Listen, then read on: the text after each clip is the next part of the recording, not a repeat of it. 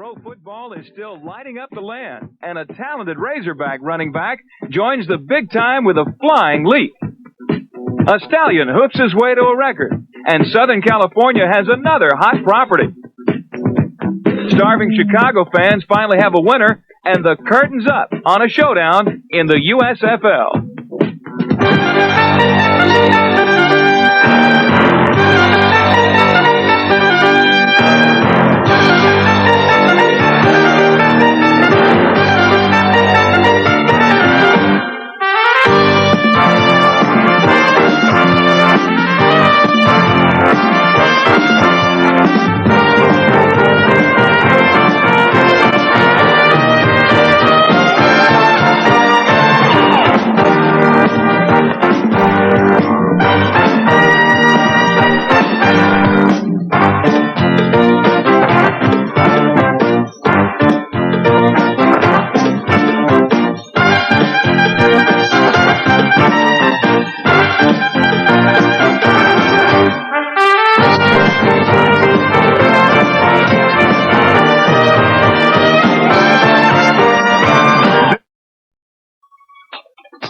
This is Chicago's kind of team.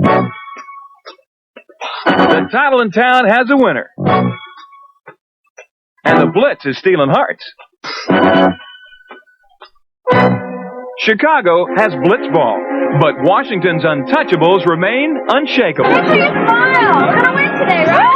And with the Windy City living up to its name, the blitz pulls a surprise. Defense up! The hosts elect to kick off with a stiff wind at their backs, and Eric Robinson figures it's fair catch weather. George Allen doesn't want his defense to blow it, and the blitz is swirling around Federal ball carriers. Kim McQuilkin, a last-minute replacement for under-the-weather Mike Hohensee, finds himself under siege. And McQuilkin's air attack gets redirected by Eddie Brown.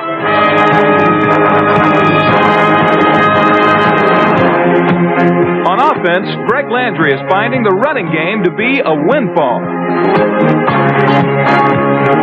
Tim Spencer rushes for 2 Chicago touchdowns, Kevin Long 2 others, and contributions are blowing in from everywhere.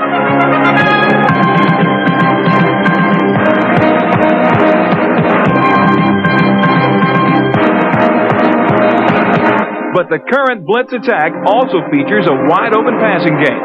7 different receivers get drafted into action, none of whom catches more than 3 passes. And Landry remains atop the league's quarterback ratings. Allen's having a gale time, and when the storm finally calms down, the blitz can head skyward with a 3-game winning streak and a 31-3 blowout. Out-of-town skies have been mostly sunny for Steve Spurrier, who has Ricardo Montalban and Tampa Bay part owner Burt Reynolds looking over his shoulder in Oakland. The Bandits are 4-0 on the road, and in the early going, they're making themselves comfortable. Quarterback Jimmy Jordan has looked right at home after stepping in for injured John Reeves, and Sam Platt keeps the Bandits on the move.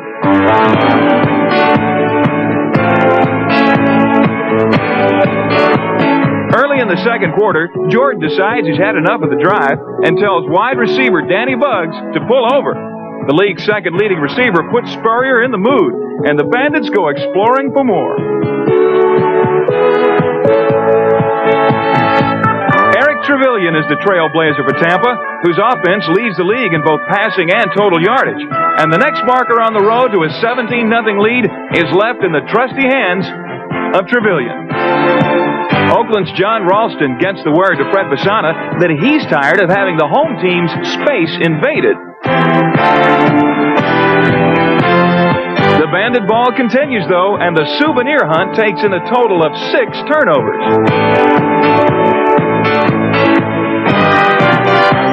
Oakland's frustration gives way to hope when Basana, the league's second-rated passer, shows the courage of his own convictions. Down by 10 in the fourth quarter, the Invaders threaten again. But Basana's pass to Gordon Banks is followed by a flag, and the interference call cancels the 6. After completing 15 straight passes, Bashana looks for one more with Oakland down by 7. But his last toss belongs to the Bandits, as does the 17-10 win. But there was bad news for Tampa fans who see their team return home this weekend. First-string quarterback John Reeves is already sidelined with a broken wrist. And against Oakland, second-stringer Jimmy Jordan took a third-quarter shot that left him with a badly bruised shoulder.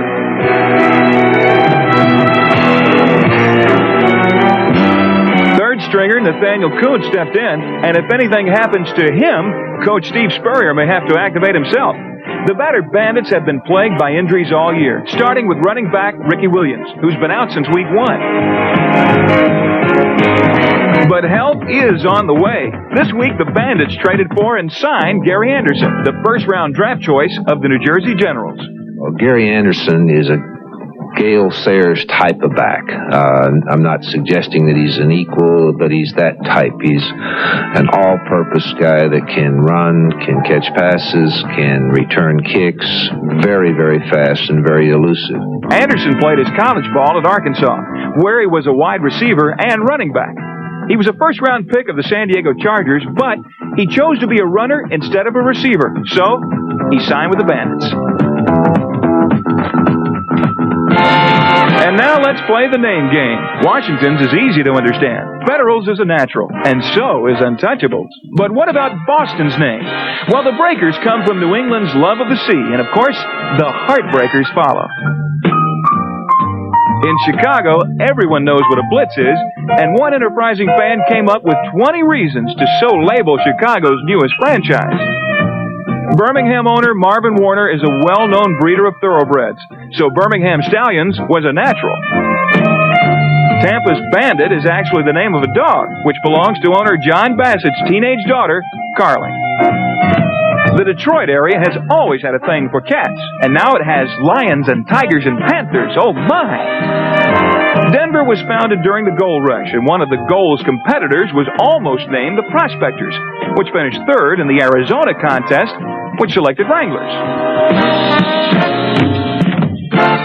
New Jersey's generals actually come from the Revolutionary War, when many generals were stationed in the Garden State. The LA Express was inspired by the area's system of highways. What else? The logo of the Oakland Invaders was designed by a famous artist who chooses to remain anonymous. The name is intended to signify strength. How about the Philadelphia Fireworks? Well, it had a nice ring to it, but Philadelphia settled on the Stars. And when a fellow named Dave Dixon came up with the name United States Football League, well, he was only trying to make himself useful.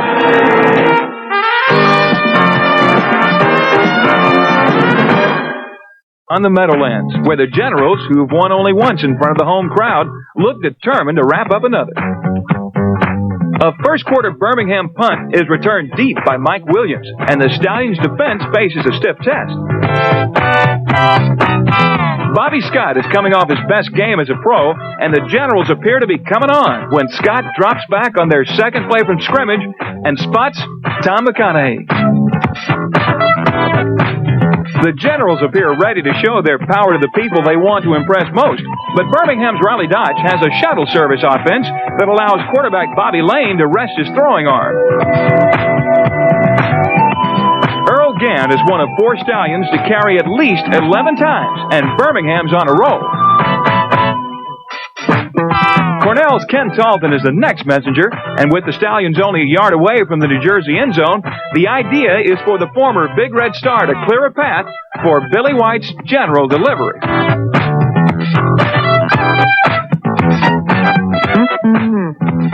Dodge is looking at a tie game now, and New Jersey's Chuck Fairbanks wants his main man to do something about it.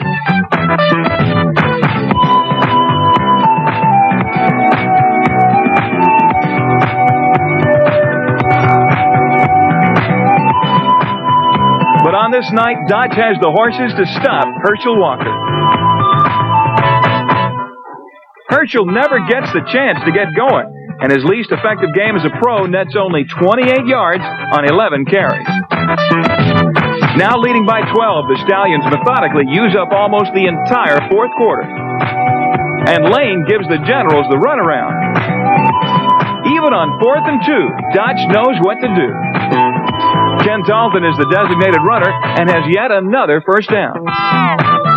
The Generals take another step back, but having outscored their last three opponents 78-19, Birmingham has plenty to smile about. The Stallions' biggest point producer against New Jersey was limber Scott Norwood.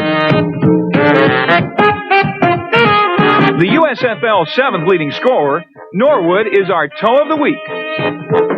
Kicking requires great care, but even after fastidious concern, things occasionally go wrong. For Norwood, though, just about everything went right against the Generals. The James Madison grad led his team to a 22-7 victory with a league record 5 field goals. And when his third quarter kickoff was fumbled, the man who emerged with the ball was none other than number 4 himself, Scott Norwood.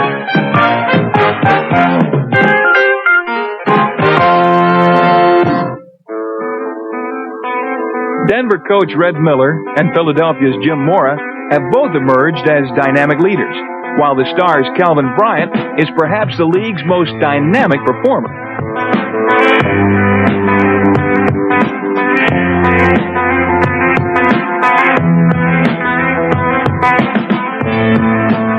But dynamics don't seem to be the order of the day in Philadelphia, where fluid offense is met with devastating defense.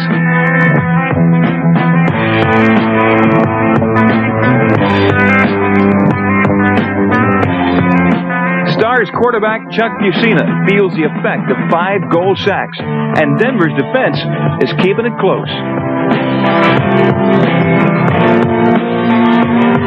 But Philadelphia's defenders are the league's most imposing, and every goal advance is bitterly repelled.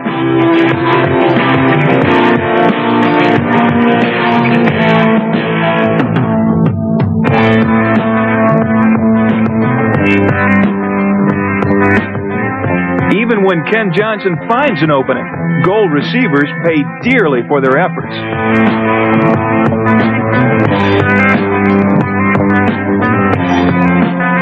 On the strength of 2 field goals, the Stars hang on to a 3-point lead. Johnson gives way to a try for the tie, but even here the goal seems intimidated. Denver's final chance slips away, and the Stars brandish their 6th straight win.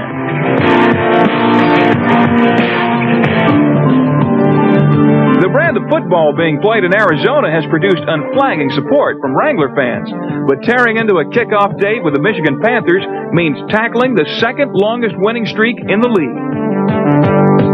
John Williams is Michigan's return man, but he returns the ball to Arizona's Verlin Red, and Wrangler quarterback Alan Risher goes looking for Flowers. Jackie Flowers' 11th touchdown is tops in the league, and no matter how well laid the game plan, Risher is going astray.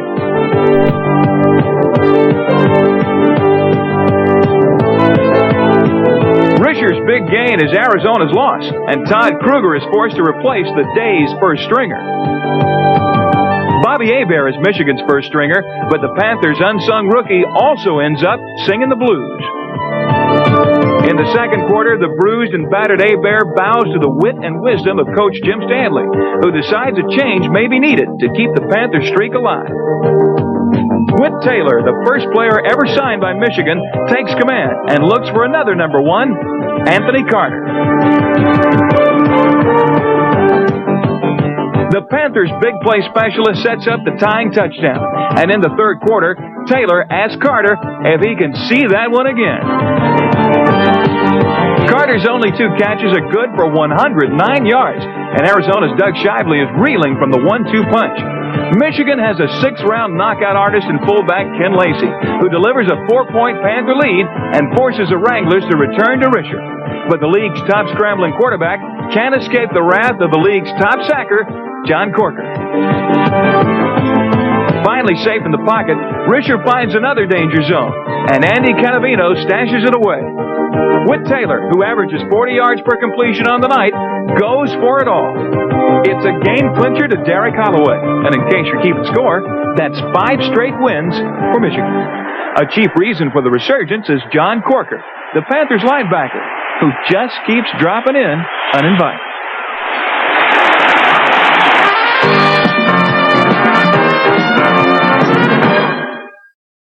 Out in Los Angeles, fans expected a banner season after a 2-0 start, but the Express has slipped to 4-5, and rookie Tom Ramsey gets the nod from Hugh Campbell, who's made up his mind to bench Mike Ray.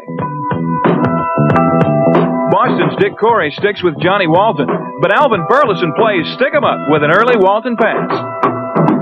Ramsey makes the crime pay off, along with accomplice Chris Haynes. Walton decides a shotgun is the best way to prevent further theft, and Frank Lockett stumbles into enemy turf.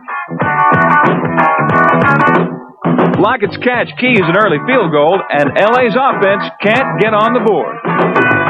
Walton, the league's most prolific passer of late, is still riding shotgun. Corey's message is to let Dick Crump do it, and do it he does. Ramsey's looking to turn around the 8-point breaker lead, but the Boston Brain Trust is looking to pile it on.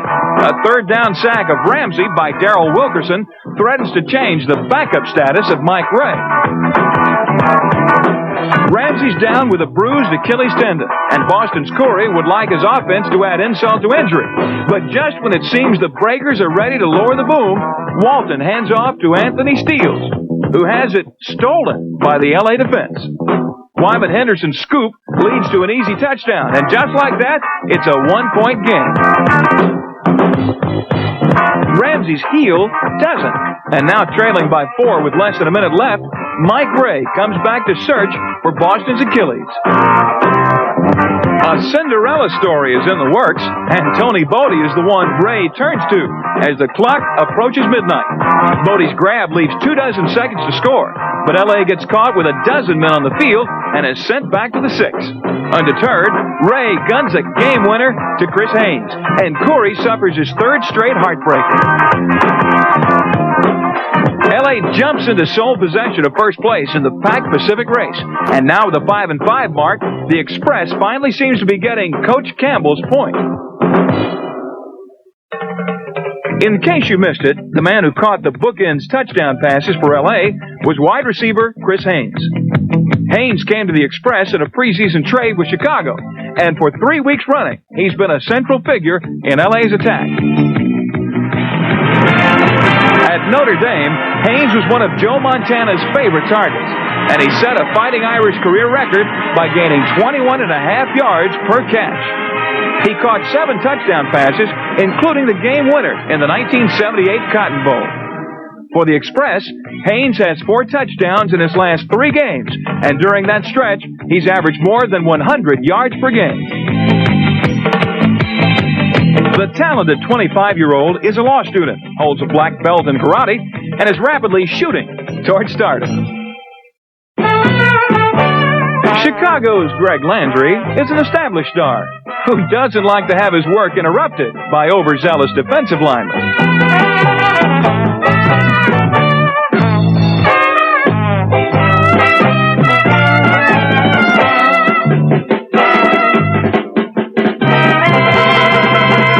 Well, he better buckle his bonnet, because there'll be plenty of scrapping going on in Philly this Sunday as the 7-3 Blitz face the red-hot Stars.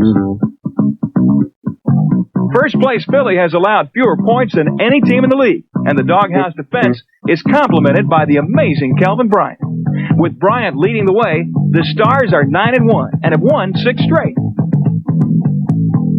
But Philly coach Jim Mora is likely to meet his match in Blitz coach George Allen, who also has a passion for defense, as exemplified by a free safety extraordinaire named Luther Bradley. Greg Landry's offense has scored more points than any team in the league, and league-leading receiver Tremaine Johnson is one of several USFL speed merchants whose message is, catch us if you can. Here they come again, catch us if you can. Time to get a move on, we were young with all of our might. Catch us if you can, catch us if you can, catch us if you can, catch us if you can. Now we gotta run, no more time for fun. When we're getting angry, we were young with all of our might. Catch us if you can, catch us if you can, catch us if you can.